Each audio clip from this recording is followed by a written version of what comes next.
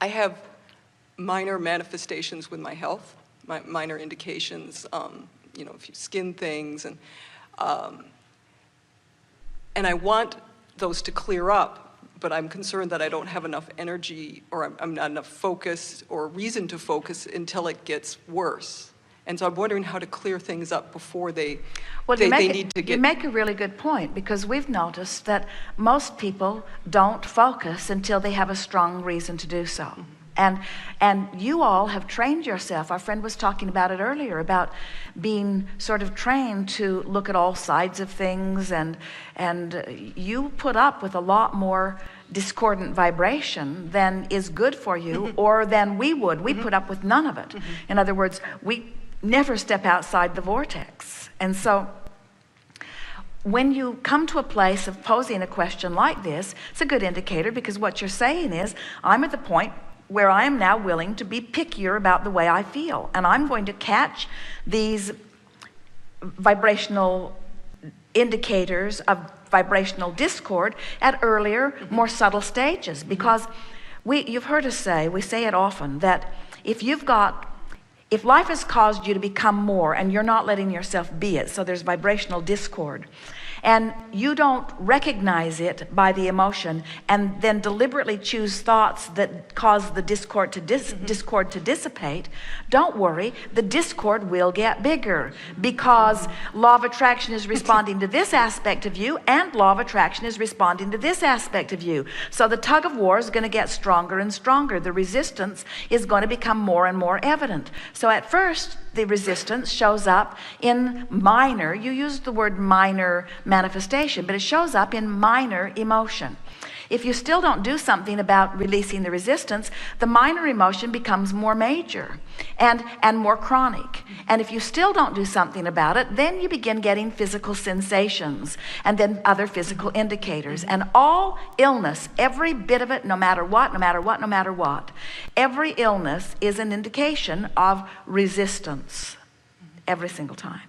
So as you recognize that you're letting your guard down, in the sense that you're not paying attention or not making a decision to do something different because of it, right. Then when an indicator comes, bless the indicator. Bless the indicator. We don't see any of you sticking a happy face sticker over the gas gauge on your car because you don't like to see the empty gas tank. In other words, oh, it's empty. That bothers me. I think I'll just cover it up. Mm-hmm. Because you want to know you have an empty gas tank, because you want to do something about that. And we want you to no longer cover up the indicator of negative emotion by pretending that it isn't there, or by saying everybody's doing it. In other words, we want your standards of the way you feel to get higher and higher and higher and higher. We don't want you to put up with negative emotion.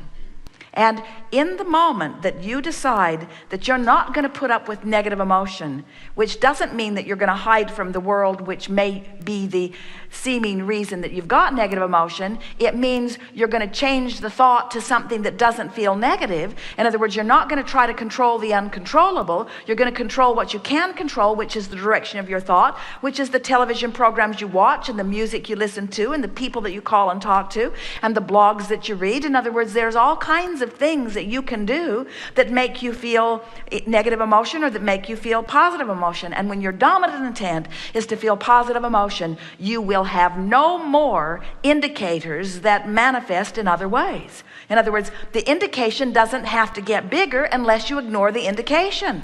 And it won't get bigger unless you're ignoring the indication. So what we hear you say is, I want to be more aware of what I'm doing vibrationally. I want my emotions to be more obvious to me. Now, in the beginning, it's going to mean you're going to have a little more emotional roller coaster experience. Your highs are going to feel higher and your lows are going to feel lower as you tune yourself to awareness of what you're doing. In other words, it's like activating your guidance system.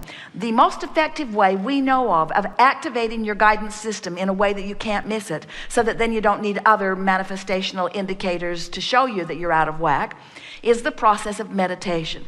Because when you sit every day for 15 or 20 minutes and you deliberately focus upon something that quiets your mind, listen to the dripping of a faucet, or find a sound in an air conditioner that's buzzing and focus upon it, or count your breathing in and out. Focus on something that doesn't require much thought, but that takes your attention. Sometimes Esther will start over 10 times, because she'll start there, then her mind will wander. Then she'll start there and her mind will wander. And then she'll start there and her mind will wander.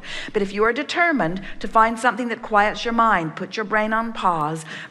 Because when you stop thought, you stop resistant thought. And when you stop resistant thought, your vibration raises, and you spend whatever time you're sitting there in vibrational alignment with your broader perspective.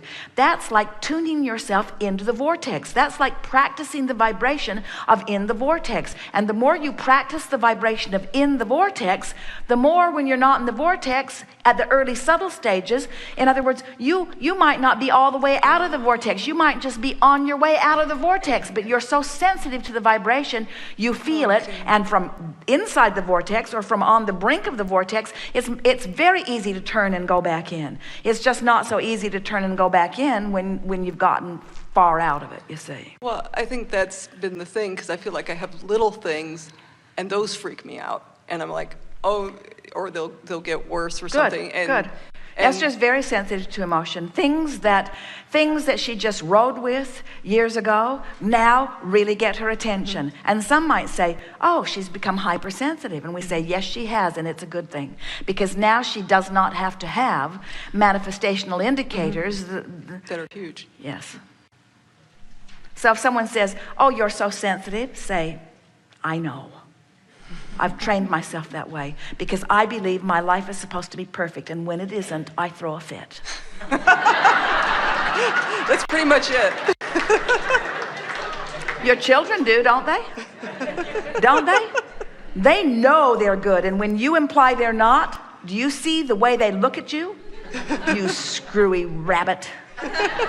I'm good. It takes them a long time for you to convince them that they're not. Enough? Yes, thank you.